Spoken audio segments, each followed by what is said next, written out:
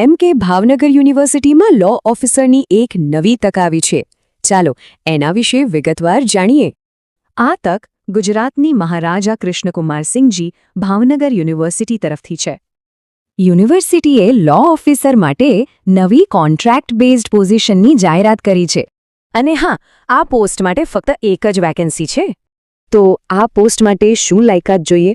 ચાલો એના પર એક નજર કરીએ. સૌથી પહેલાં તો LLBની ડિગ્રી અને બાર કાઉન્સિલનું સર્ટિફિકેટ હોવું જરૂરી છે.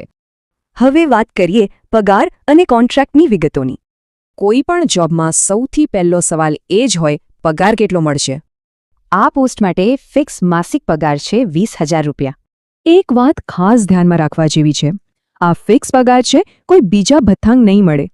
અને હા, આ નિમણૂક ફક્ત 2 મહિનાના કોન્ટ્રાક્ટ માટે જ છે.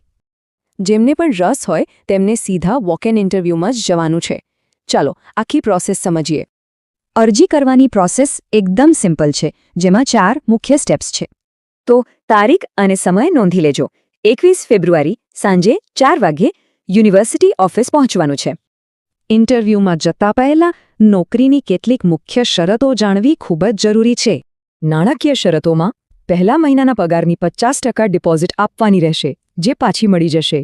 પ્રોફેશનલ જવાબદારીઓમાં બીજું કોઈ પાર્ટ ટાઈમ કામ નહીં કરી શકાય અને 1 મહિનાની નોટિસ જરૂરી છે. અને હા, ભરતી અંગેનો છેલ્લો નિર્ણય તો યુનિવર્સિટી ઓથોરિટીનો જ ગણાશે.